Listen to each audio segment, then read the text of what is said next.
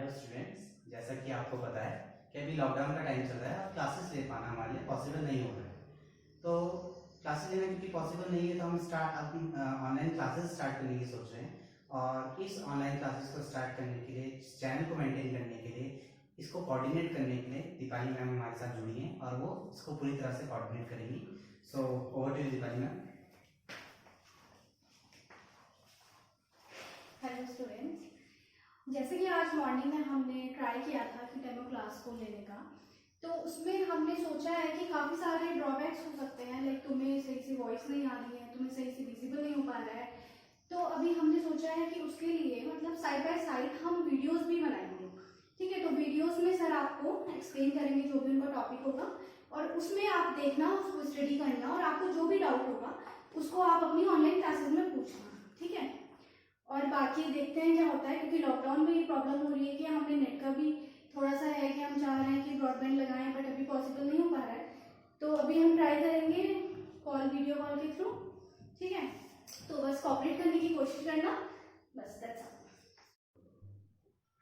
तो हम आज की क्लास स्टार्ट करते हैं और आज हम स्टार्ट कर रहे हैं यूनिट सरफेस केमिस्ट्री से।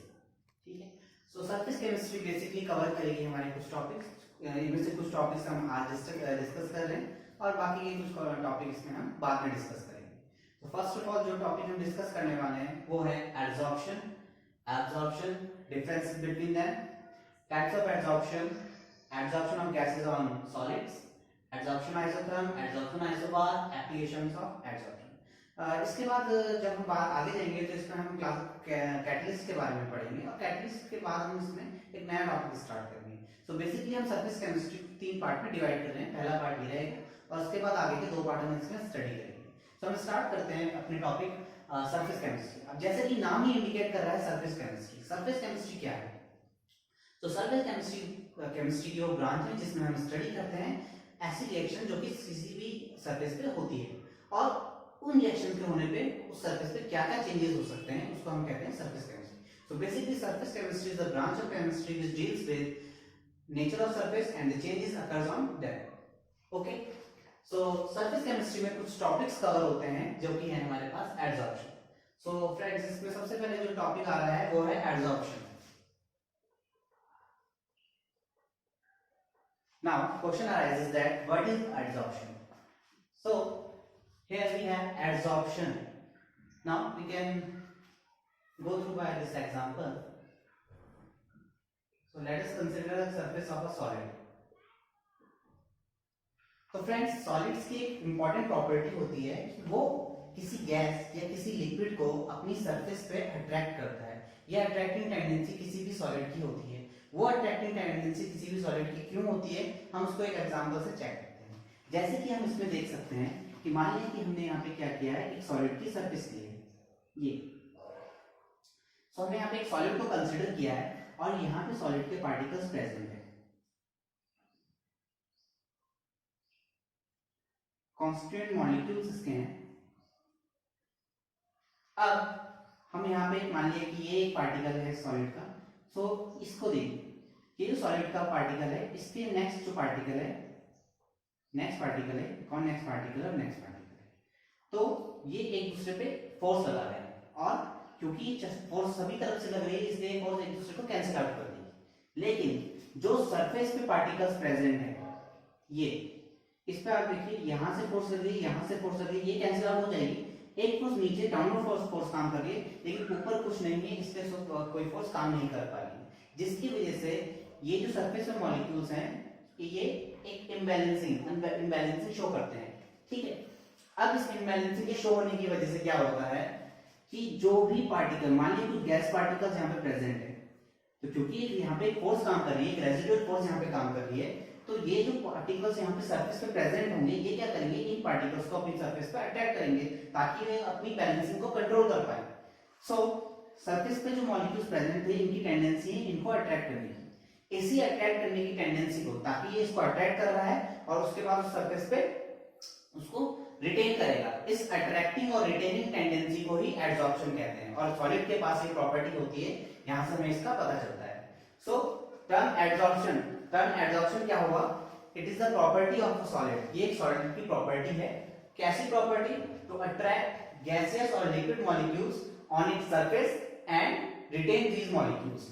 So adsorption is the property involving attraction and retention of that molecules on the surface of a solid.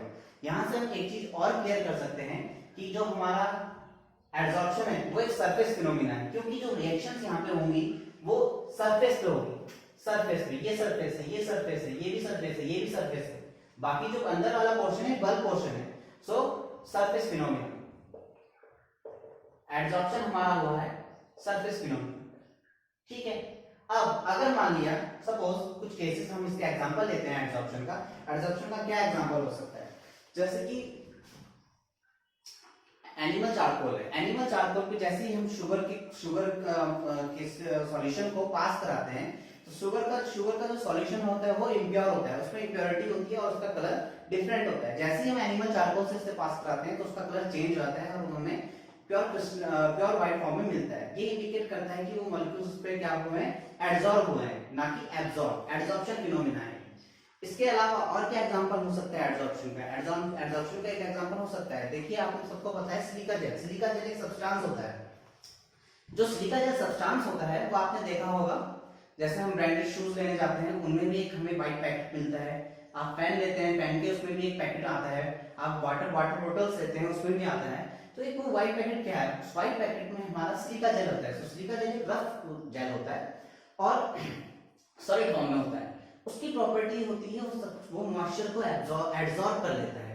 Absorption नहीं, एडसॉर्प्शन, मॉइस्चर को एब्जॉर्ब करता है।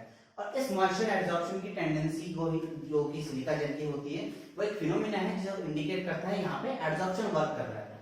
सो ये कुछ एग्जांपल्स थे एडसॉर्प्शन के। अब हम बात करते हैं एडसॉर्प्शन की, तो इसमें कुछ टर्म्स भी यूज की जाती हैं। वो टर्म्स क्या है, ठीक है, तो हम देखते हैं उन टर्म्स को।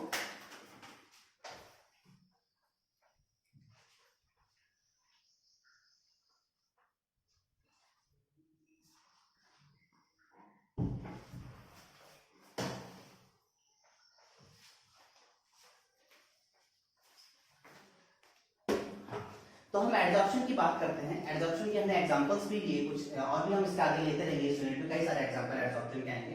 लेकिन अगर हम कुछ बात करें तो अभी हमने डिस्कस किया था कि एक सॉलिड की सरफेस है, इस सॉलिड की सरफेस पे कुछ गैसेस मॉलिक्यूल या कुछ लिक्विड मॉलिक्यूल्स आके एडसॉर्ब हो जाते हैं। तो यहाँ पर ये जो सरफेस है जहां पर कि वो एडसॉर्ब हो रहे हैं, इस सरफेस को हम बोलेंगे एडसॉर्बेंट। सो एडसॉर्बेंट, ये टर्म जो हम एडसॉर्बेंट, इस तरह के कुछ टर्म्स हैं जो कि हम यूज करेंगे, ये आगे चल के बहुत काम आएंगे। तो हमें क्लियर होना चाहिए कि इन टर्म्स का मीनिंग क्या है। सो एडसॉर्बेंट हमारा क्या है, एडसॉर्बेंट हमारी एक सरफेस है जो कि कुछ गैसेस या लिक्विड मॉलिक्यूल्स को उसकी सरफेस पे आके एडसॉर्ब होने देती है। दूसरा, जो गैसेस मॉलिक्यूल्स नीचे आके एडसॉर्ब हो रहे हैं इनको हम बोलते हैं एडसॉर्बेट। सो एडसॉर्बेंट, एडसॉर्बेट। और जब ये मॉलिक्यूल्स की सरफेस पे आके रिटेन हो जाएंगे, इस फिनोमिना को हम बोलते हैं एडसॉर्प्शन। सो एडसॉर्प्शन क्लियर है आप सबको, ठीक है। इसके बाद हम नेक्स्ट लेते हैं, जो हमारे पास नेक्स्ट टॉपिक इसमें आता है, क्योंकि अब हमारे पास एडसॉर्प्शन हो चुका है। एक टर्म और यूज की जाती है, डिसॉर्प्शन। डिसॉर्प्शन, देखिए एडसॉर्प्शन का मीनिंग था गैसेस मॉलिक्यूल्स का सॉलिड की सरफेस पे आना और रिटेन हो जाना। रिटेन होना, एडसॉर्ब हो जाना। जब ये मॉलिक्यूल्स इसकी सरफेस पे आके रिटेन हो जाएंगे, एडसॉर्ब हो जाएंगे, तो हम इसको एडसॉर्प्शन कहते हैं। लेकिन सपोज जब वो मॉलिक्यूल्स इस ऊपर की सरफेस को छोड़ के चले जाएंगे, रिमूवल उनका हो जाएगा, तो हम उस स्टेप को क्या बोलेंगे, डिसॉर्प्शन। तो वो डिसॉर्प्शन होने के कई फिनोमिना हो सकते हैं, कई तरीके से डिसॉर्प्शन हो सकता है, वो हम स्टडी करेंगे। लेकिन मॉलिक्यूल्स का सरफेस को छोड़ के चला जाना, उसको हम प्रोसेस को बोलते हैं desorption. Adsorption and then desorption. एक और टर्म इसमें यूज की जाती है, sorption. Now what is sorption? Sorption हमारा वो फिनोमिना है जिसमें कि दोनों एडसॉर्प्शन और डिसॉर्प्शन किसी गिवन प्रोसेस में साइमल्टेनियसली होते रहते हैं। ऐसे प्रोसेस को हम क्या कहते हैं, सॉर्प्शन कहते हैं। तो कुछ टर्म्स हैं जो क्लियर कट होनी चाहिए आप लोगों को, एडसॉर्बेट, एडसॉर्बेंट, डिसॉर्प्शन, सॉर्प्शन, एडसॉर्प्शन। और एक important point, adsorption is a surface phenomena, ठीक है। सो फ्रेंड्स, हमने अभी तक पढ़ लिया है एडजॉर्प्शन क्या है, एडसोर्बेट क्या है, एडसोर्बेंट क्या है, सॉर्प्शन क्या है, डिसॉर्प्शन क्या है, ये सारी टर्म्स हमारी क्लियर हो चुकी है। अब हम मूव करते हैं सेकंड पॉइंट पे। सेकंड पॉइंट है types of adsorption. So adsorption कितनी टाइप्स होती है वो हमें देखते हैं। सो बेसिकली एडजॉर्प्शन की दो कैटेगरी होती है। फर्स्ट कैटेगरी होती है हमारी physical adsorption. Physical adsorption, physical adsorption, इसका दूसरा नाम होता है फिजिजॉर्प्शन।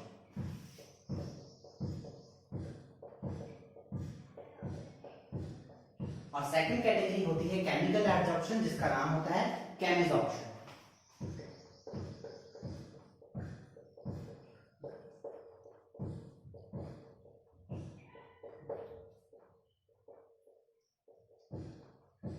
नाउ फर्स्ट हम डिस्कस करते हैं फिजिकल एडजॉर्प्शन। हम इसमें देखेंगे कि फिजिकल एडजॉर्प्शन क्या है और देन हम मूव करेंगे केमिकल एडजॉर्प्शन। उसके बाद हम इनमें डिफरेंसेस भी डिस्कस करेंगे। So first of all physical adsorption. Physical adsorption का दूसरा नाम फिजिजॉर्प्शन है। अब जैसे कि नाम ही इंडिकेट करता है, हमें इसमें से इसके नाम में से एडजॉर्प्शन का मीनिंग क्लियर है। एडजॉर्प्शन का मीनिंग है जब एडजॉर्बेंट की सरफेस में आके एडजॉर्ब हो जाएगा, उसको हम कहते हैं एडजॉर्प्शन। नाउ फिजिकल एडजॉर्प्शन, इसका मीनिंग ये है कि जो हमारा एडजॉर्बेंट है और जो एडजॉर्बेंट है इनके बीच में एक फिजिकल फोर्स काम करेगी। अब फिजिकल फोर्स क्या होती है हमारे पास? For example van der Waals force. Van der Waals force weak force होती है और ये फिजिकली दो सरफेसेस के बीच में काम करती है। फॉर एग्जांपल जैसे कि मान लिया हमने एक हमारा मार्कर है, उसमें हाइलाइटर है, उसमें हम देखते हैं सपोज ये एक सरफेस है, ठीक है।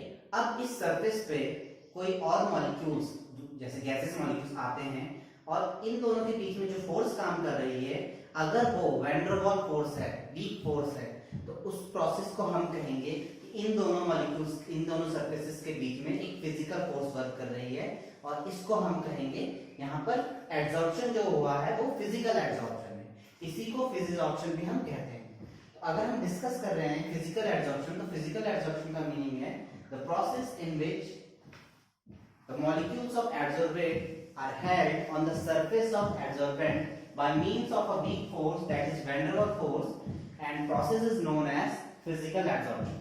So ये क्लियर होगा कि फिजिकल एडजॉर्प्शन में हमारे पास फिजिकल फोर्सेस वर्क करते हैं, ठीक है। अब दूसरा हमारे पास जो प्रोसेस है वो है chemical adsorption. So what is chemical adsorption?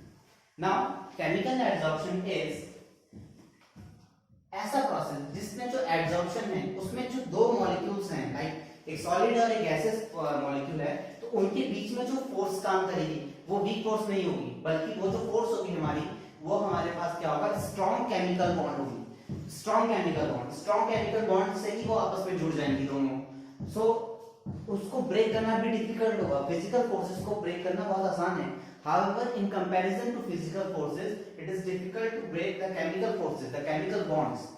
So, chemical bonds को break करना difficult है, और अगर ये chemical bonds work करती है हमारे adsorbate और adsorbent की surface के बीच में, तो इस phenomena को हम कहते हैं chemical adsorption.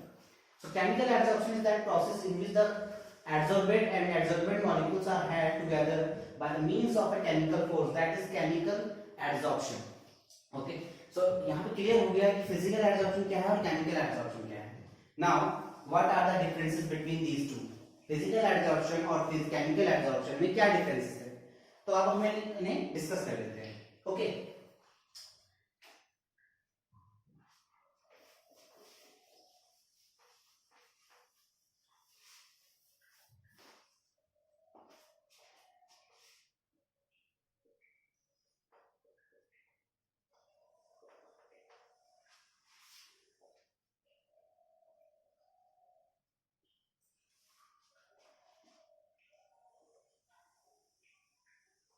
तो यहाँ पे हम पॉइंट वाइज डिस्कस करेंगे कि फिजिजॉर्प्शन और केमिजॉर्प्शन में क्या डिफरेंस है।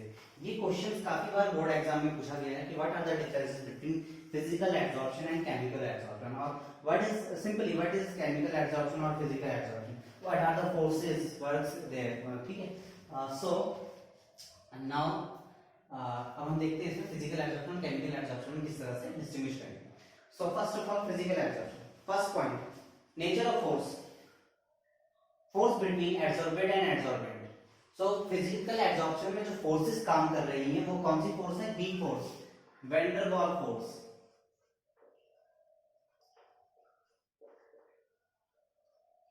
ठीक है, और ये होती है week.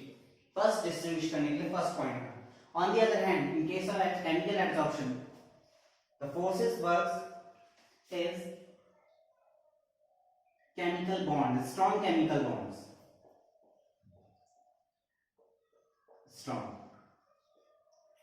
Now second point is physical adsorption is a reversible process, however chemical adsorption is irreversible in nature.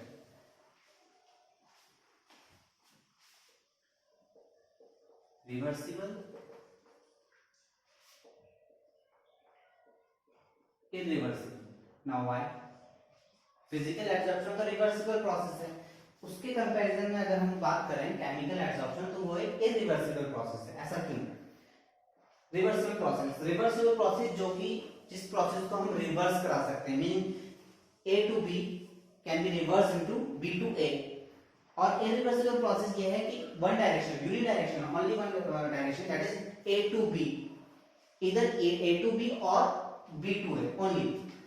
So in case of reversible process, physical adsorption,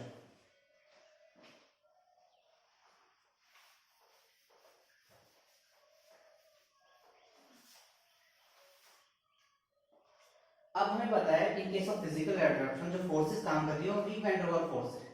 तो कोई सरफेस है, इस सरफेस के ऊपर गैसेस मॉलिक्यूल्स, जो गैसेस मॉलिक्यूल्स आ रहे हैं वो एक ही मैनर में आएंगे और उनमें कोई डिफरेंस नहीं होगा। मान लीजिए कि सरफेस इस पे ऑक्सीजन आती है, सल्फर डाइऑक्साइड आती है, नाइट्रोजन आती है, एक ही मैनर में आके वो एडसॉर्ब होगी। इनका जो मैनर होगा एडसॉर्ब होने का वो एक ही होगा और इक्वल अमाउंट में ही ऑलमोस्ट वो हमारी एडसॉर्ब हो पाती है। अब क्योंकि यहाँ पे ये वीक फोर्स के थ्रू कनेक्ट हुई है आपस में, तो यहाँ पर क्या होगा, एक वीक फोर्स वर्क कर रही है, उसको थोड़ा सा एनर्जी प्रोवाइड होगी, वो फोर्स ब्रेक हो जाएगी। ब्रेक होने के बाद दोबारा से हमारे पास रीजनरेट हो जाएगा प्रोसेस। मान लीजिए सरफेस की इस पे कोई गैस आई थी, यहाँ पे एक वीक फोर्स काम कर रही थी, हमने एक एनर्जी दी, वो फोर्स ब्रेक हो गया, वो हट गया वहां से, एज इट इज हमें मिल गया। सो फिजिकल एब्जॉर्प्शन में रिवर्सिबिलिटी का चांस है, but in case of chemical absorption, क्योंकि वहां पे स्ट्रॉन्ग केमिकल बॉन्ड्स है, और दूसरा केमिकल एब्जॉर्प्शन एक कॉम्प्लेक्स प्रोसेस होता है। क्या कॉम्प्लेक्स प्रोसेस से अगर हम बोलें, सो मान लिया इरिवर्सिबल हमसे बोल रहे हैं, जैसे कि हाइड्रोजन गैस। अब ये हम सब ने स्टडी किया है कि हाइड्रोजन गैस जो होती है वो मेटल की सरफेस पे जाके हाइड्रोजनेशन शो करती है। बेस्ट एग्जांपल निकल सरफेस पे, जो आप एल्कीन हाइड्रोजनेशन पढ़ते हैं वो प्रोसेस, उसमें निकल एक्ट एज अ कैटलिस्ट। ठीक है, सो कैटलिस्ट वहां पे वर्क करता है, बट कैसे वो वर्क करता है देखिए। मान लीजिए ये हाइड्रोजन गैस है और ये हमारा निकल है,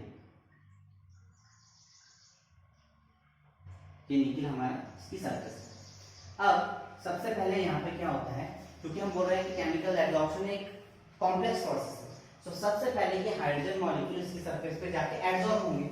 नाउ जो यहाँ पे एब्जॉर्प्शन होगा ये फिजिकल प्रोसेस होगा, इसको हम फिजिकल एब्जॉर्प्शन कहते हैं।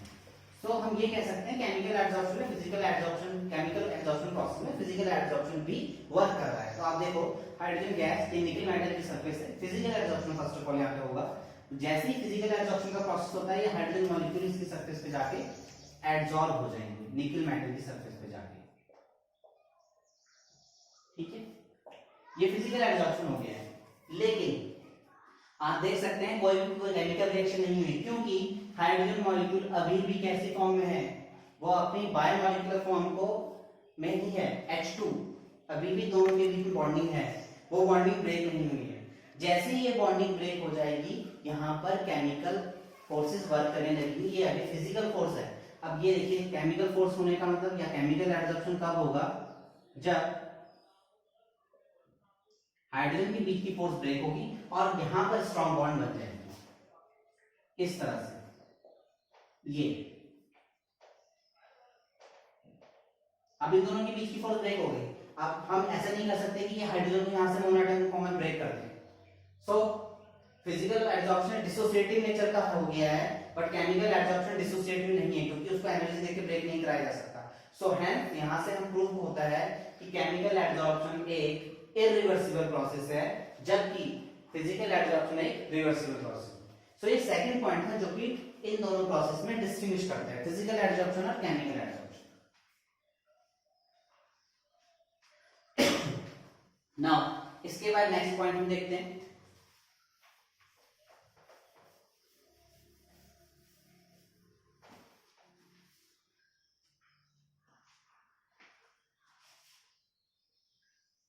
नेक्स्ट पॉइंट जब हम इसमें डिस्कस करते हैं तो नेक्स्ट पॉइंट है हमारे पास सिलेक्टिविटी। तो अभी हम जैसे डिस्कस कर रहे थे कि इन केस ऑफ फिजिकल एब्जॉर्प्शन हमारा क्या हो रहा है कि कोई भी गैस जो आके इक्वल मैनर में, एक ही जैसे मैनर में सरफेस पे जाके एब्जॉर्ब हो जाती है और वो रिवर्सिबल प्रोसेस है, वो ब्रेकिंग भी हो जाती है उस फोर्स की वहां से। तो हम ये कह सकते हैं कि फिजिकल एब्जॉर्प्शन क्योंकि हर किसी गैस को एक ही मैनर में एब्जॉर्ब करा रहा है, ये स्पेसिफिक प्रोसेस नहीं है।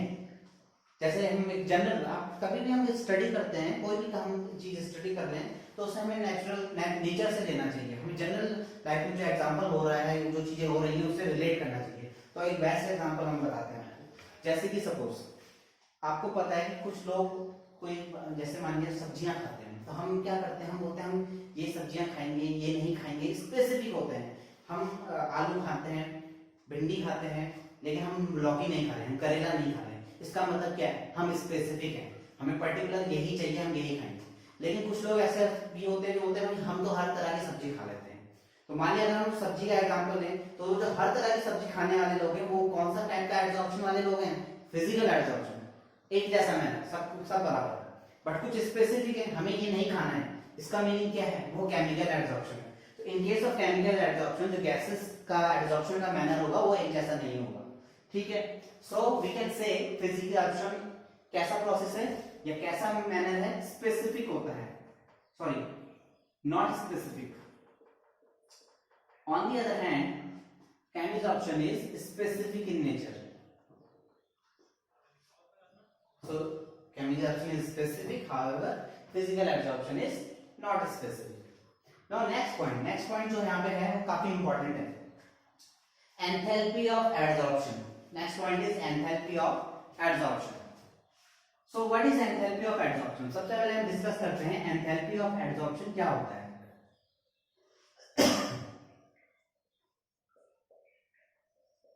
Now enthalpy of adsorption, enthalpy word thermodynamics में हमने 11th क्लास में काफी डिस्कस किया है और उससे पहले भी हमें पता है एंथैल्पी जनरली हमारा क्या होता है। It is denoted by the symbol H and enthalpy change is denoted by the symbol delta H। Thermodynamics सबको याद होगा, ठीक है। सो एंथैल्पी ऑफ एडसॉर्प्शन मीनिंग जब हमारा क्या हो रहा है, एडसॉर्बेंट के पार्टिकल एडसॉर्बेंट की सरफेस पे आके एक फोर्स डेवलप कर रहे हैं, उस टाइम पे एनर्जी रिलीज हो रही है या हमारा एब्जॉर्ब हो रही है, वो हमें नोट करना है, हमें देखना है कि क्या हो रहा है यहाँ पे। अब जनरली क्या होता है, जब दो एक बॉन्ड फॉर्मेशन होता है, during bond formation energy releases, उस टाइम पे एनर्जी रिलीज होती है।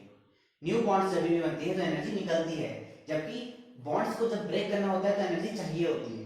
इट मींस यहाँ पे क्या है कि यहाँ पे एनर्जी रिलीज होगी। So we can say from here during adsorption के टाइम पे एनर्जी रिलीज होती है। So adsorption is an exothermic process. यहां से ये भी क्लियर होता है, ये इंपॉर्टेंट पॉइंट है। Adsorption is an exothermic process. इसका मतलब जब एडसॉर्प्शन होता है तो हीट एनर्जी रिलीज होती है। ड्यूरिंग एडसॉर्प्शन बॉन्ड फॉर्मेशन हो रहा है और एनर्जी रिलीज हो रही है। Now enthalpy of adsorption, enthalpy of adsorption क्या है? So clear, the amount of energy release, अब जो एनर्जी रिलीज हो रहा है वो कितना है?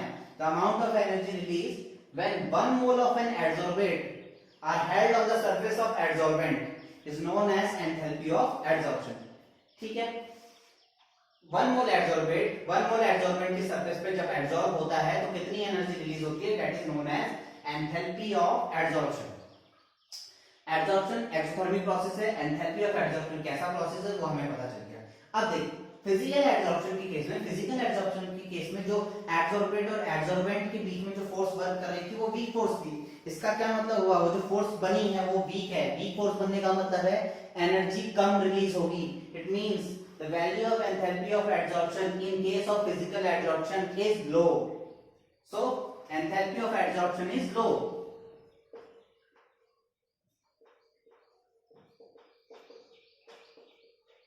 ओके, और इसका एनर्जी बैरियर जो एनर्जी का होता है इसका अराउंड होता है 20 to 40 किलो जूल पर मोल। अब यहाँ पे तो आप उसकी बुक में स्टडी करोगे तो वहां पे माइनस साइन इंडिकेट करता है, तो वो माइनस साइन इंडिकेट करता है एक्सोथर्मिक प्रोसेस को। Now in case of chemical adsorption, क्योंकि स्ट्रॉन्ग फोर्स वर्क करेगी, सो स्ट्रॉन्ग फोर्स वर्क करने का मतलब है लार्ज एनर्जी का रिलीज होना। So enthalpy of adsorption in case of chemisorption is high, that is around 80 to 120 kilojoule per mole, and this energy barrier is 80 to 120 kilojoule per mole। तो यहाँ से clear हो गया कि हमारा एंथैल्पी ऑफ एडजॉर्प्शन इस case में high होता है, जबकि इस केस में हमारे पास जो एंथैल्पी ऑफ एडजॉर्प्शन है वो लो होता है। एक और लास्ट पॉइंट इसमें आता है हमारे पास, इफेक्ट ऑफ टेम्परेचर। फिजिकल और केमिकल एडजॉर्प्शन में टेम्परेचर का इफेक्ट क्या होता है, इफेक्ट ऑफ टेम्परेचर, और ये इंपॉर्टेंट है।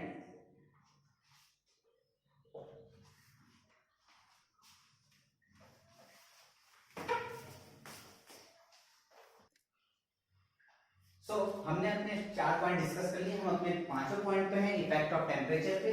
नाउ ये बहुत ही इंपॉर्टेंट है, इफेक्ट ऑफ टेम्परेचर। तो मुझे लगता है कि आप लोगों ने ये अभी तक नोट कर लिया होगा। मैं अपने 5वें पॉइंट को डिस्कस कर रहा हूँ, सो मैं इसको रफ कर देता हूँ एक बार पहले।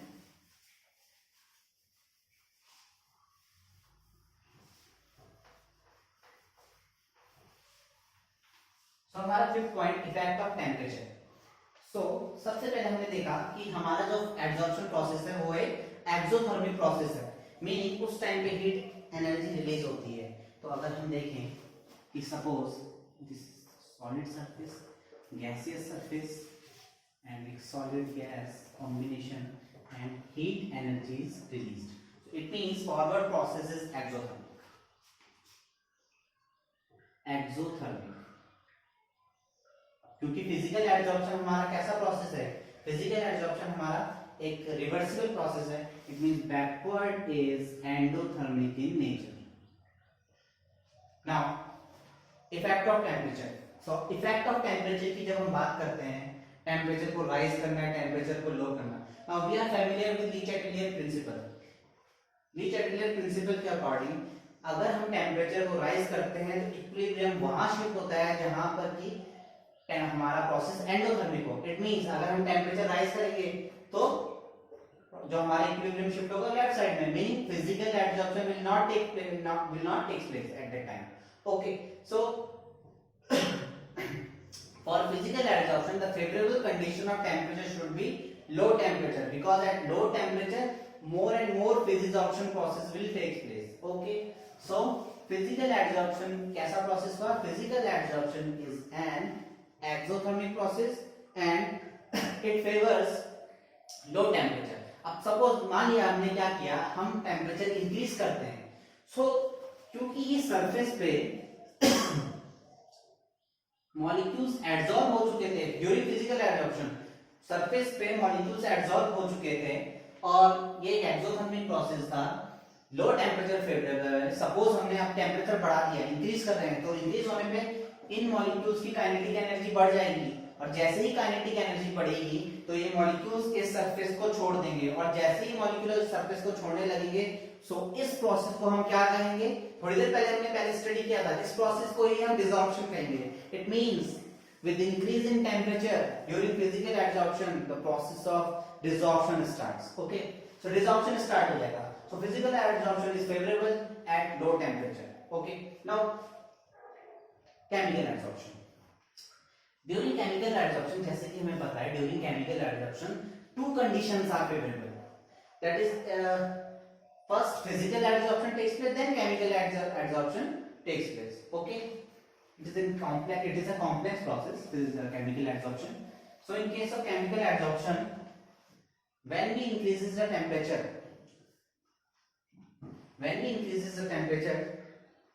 first with increase in temperature chemical adsorption increases, and after reaching a certain point it again start decreasing। meaning ये है कि जब हम टेम्परेचर बढ़ाते हैं, in case of chemical adsorption, chemical adsorption का जो प्रोसेस है, एक्सटेंट ऑफ एडजॉर्प्शन पहले बढ़ता है और बाद में एक सर्टेन लिमिट में पहुंचने के बाद वो डिक्रीज कर देता है। एक छोटा सा एग्जांपल अगर हम इसमें ग्राफिकल मैनर में रिप्रेजेंट करें, सो सपोज फिजिकल एब्जॉर्प्शन का अगर मैं ग्राफिकल मैनर में रिप्रेजेंट करता हूं,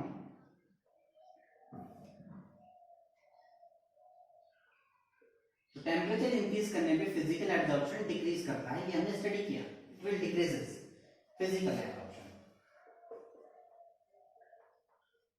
लेकिन केमिकल एब्जॉर्प्शन के केस में, इन case of chemical absorption, extent of absorption first increases up to a certain limit and then starts decreasing। और ये क्वेश्चन कई बार एग्जाम में पूछा गया है कि इन केस ऑफ केमिकल एब्जॉर्प्शन, आपके प्रैक्टिकल एग्जाम में भी पूछा जाता है कि during in case of chemical absorption extent of absorption first increases with rise in temperature and again start decreasing after reaching a certain level. Why? तो ये clear है हमारा, टेंपरेचर इंक्रीज करने पे एक्सटेंट ऑफ एब्जॉर्प्शन डिक्रीज करता है, वो हमने यहां से स्टडी कर लिया। बट इस इन केस ऑफ केमिकल एब्जॉर्प्शन ऐसा क्यों होता है? ओके, तो अगर हम स्टडी करते हैं केमिकल एब्जॉर्प्शन के केस में, केमिकल एब्जॉर्प्शन के केस में क्योंकि कोई भी केमिकल प्रोसेस है, तो केमिकल प्रोसेस में क्या होता है, एक टर्म आता है activation energy. Activation energy, activation energy, क्योंकि रिएक्टेंट स्पीसीज को कुछ ना कुछ एक्टिवेशन एनर्जी की जरूरत होती है केमिकल रिएक्शन परफॉर्म करने के लिए। केमिकल रिएक्शन का बिना एक्टिवेशन एनर्जी के होना डिफिकल्ट होता है। तो एक्टिवेशन एनर्जी वो एनर्जी है जो कि मॉलिक्यूल्स को एक्टिवेट करेगी उस रिएक्शन को करने में। अब होता ये है कि हर एक मॉलिक्यूल के पास अपनी खुद की एनर्जी होती है और उसको हम इंटरनल एनर्जी कहते हैं, इट मींस इंटरनल एनर्जी। लेकिन मान लिया कि सपोज हमें किसी रिएक्शन को कराने के लिए 100 जूल एनर्जी की रिक्वायरमेंट है। अब मॉलिक्यूल्स के पास जो अपनी एनर्जी है वो 10 जूल है, तो दो मॉलिक्यूल प्रेजेंट है, दोनों की एनर्जी 10 जूल है। हमारे पास मान लिया दो मॉलिक्यूल हैं ए और बी, रिएक्शन हमें करवाना है और इन दोनों मॉलिक्यूल की एनर्जी जो इंटरनल एनर्जी है 10 जूल है। बट उस रिएक्शन को होने के लिए जो एनर्जी की रिक्वायरमेंट है वो कितनी है? रिक्वायरमेंट जो है 100 जूल है। इनके पास अपनी जो एनर्जी है 10 है, ये इंटरनल एनर्जी हो जाएगी। अब प्रोडक्ट बनाना है सी, इस प्रोडक्ट को बनाने के लिए मॉलिक्यूल को रिक्वायरमेंट थी 100 जूल की, उसके पास टोटल अवेलेबल है 20 जूल। तो इसका मीनिंग क्या है, उसको कितना चाहिए? अभी 80 जूल चाहिए। सो वो जो 80 जूल एनर्जी है